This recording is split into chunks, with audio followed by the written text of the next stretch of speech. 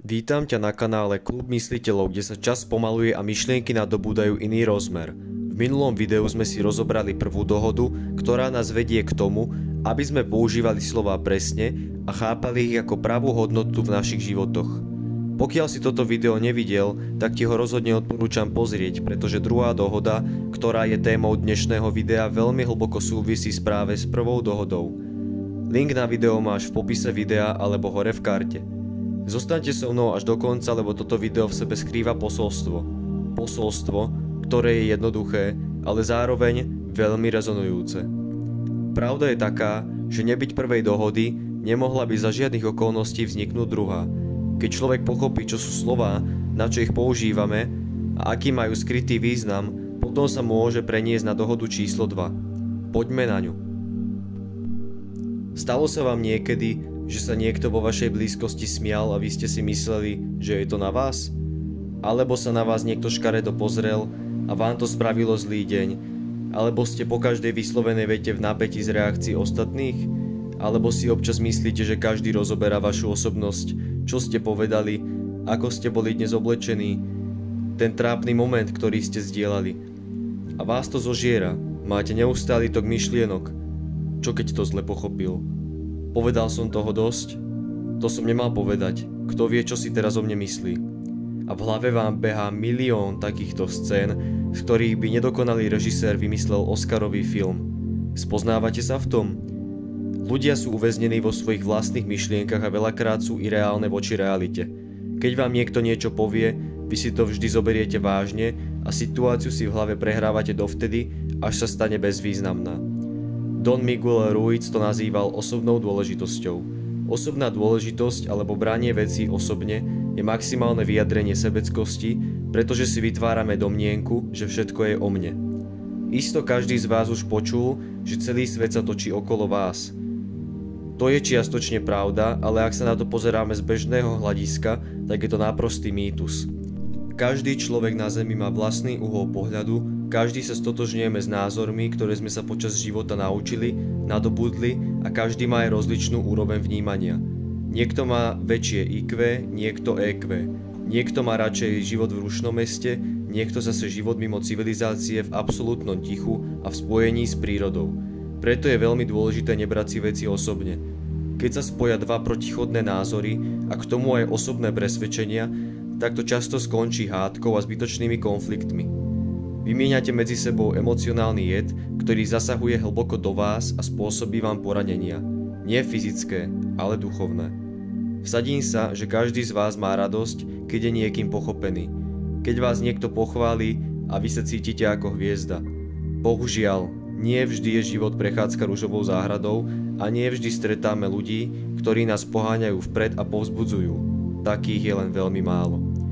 Dnešný svet je plný nenávisti, strachu, závisti a ľudí, ktorí sú obeťami týchto vlastností. Hádžu vám polená pod nohy, snažia sa vás za každú cenu zhodiť, ponížiť, uraziť, prípadne s vami manipulovať. Dobrý pokus, možno vás veľakrát dostali, ale po dnešnom videu sa to už nikdy opakovať nebude. Toto, čo som teraz povedal, je len moje idealizované tvrdenie, ktoré ja považujem za pravdu, lenže vy na to môžete mať iný uhol pohľadu.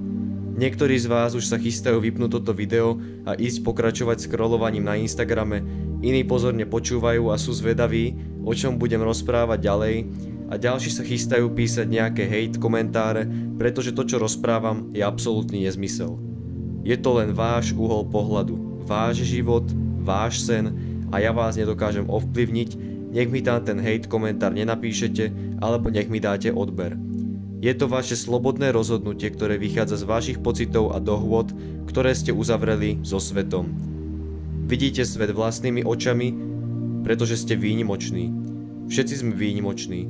Vtedy, keď máte dobrú náladu, ste spokojní a načúvate, ľudia sú k vám iní, ako keď ste nepozorní, vytočení a znechutení. Obraz si vytvárate vy sami a vy sami si aj vytvárate svoj vlastný príbeh, ktorý je súčasťou množstvom ďalších príbehov. Veľmi sa mi páčil príklad v knihe, ktorou autor opisoval túto dohodu. Predstavte si, že sa nachádzate v obrovskom kine, kde premietajú veľké množstvo filmov. V jednej kinosále vysielajú film o vás. V Vstúpite do sály, kde už premietajú váš film. Hľadisko je prázdne, až na jednu osobu, ktorá sedí úplne dole. Zájdete za ňou a zistíte, že ste to vy. Váš klon je ale tak pohltený tým filmom, že si nevšimol vašu prítomnosť.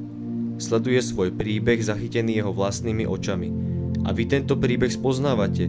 Vidíte svojich najbližších, priateľov, známych či neznámych a aj to, čo ostatní nevidia. Vaše emócie, myšlienky a masky, ktoré ste použili. Ste z toho úplne fascinovaní, až vás to dojalo. Vyťahujete vreckovku, vysmrkáte sa, chvíľu zotrváte a opúšťate kinosálu s vašim filmom. Po vedľajšej sále vysielajú film, kde je hlavnou postavou vaša matka. Vstúpite dnu a vypočujete jej hlas, ale nie je tak celkom jej. Spoznávate ho, je podobný jej hlasu, ale tento je iný. Zostúpite dole, sedí tam vaša matka, takisto pohltená filmom. Nazriete na plátno a zostanete šokovaní.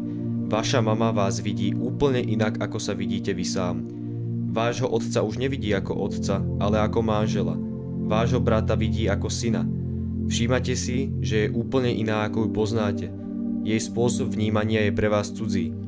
Napriek tomu, že je to osoba, ktorá vás porodila a celý život sa o vás stará, zistíte, že ju nepoznáte. Jej vnímanie a pohľad na veci je iný, ako ste si mysleli. Dospeli ste k záveru, že na svete existuje osoba, ktorá ju pozná viacej ako vy. Je ňou ona sama. Vyjdete zo sály a takto pochodíte filmy celej svojej rodiny, priateľov a známych. Teraz si uvedomíte, že vaše branie vecí osobne bolo zbytočné a iba ste si sami sebe škodili. Jediný, kto má plnú kontrolu nad vašim životom, ste vy. Váš život je jediná pravda, ktorá existuje a všetko ostatné vrátane názorov druhých je lož. Pravda pramení z vás a nikto ju nemôže spochybniť. Toto si zapamätajte. Tým, že si nebudete brať nič osobne a budete vnímať svoj život vedome, tak budete chápať aj ostatných a nebudete ich posudzovať. Život je vaše umenie, dielo, ku ktorému máte prístup len vy. Život nie je nekonečný, teda prestaňme sa zaoberať názormi druhými a žijme podľa seba. Bojujem s tým aj ja, ale nevzdávam sa, pretože si svoj život vážim rovnako ako väčšina z vás. Pokiaľ ste sa dostali až sem, tak vám oznamujem, že druhá dohoda je za nami. Je to ťažký životný krok, ale dôležitý v tom, aby sme žili slobodne a našli zmysel. Dúfam, že sa vám toto video páčilo a ak áno, budem veľmi rád za like, prípadne aj komentár. Pokiaľ sa vám tento obsah páči a chcete sa pridať k tomuto kanálu, tak sa prihláste na odber, či ma neskutočne podporíte a dáte mi najavo, že táto tvorba má zmysel a je pre vás užitočná. Ďakujem vám a vidíme sa pri ďalšom videu.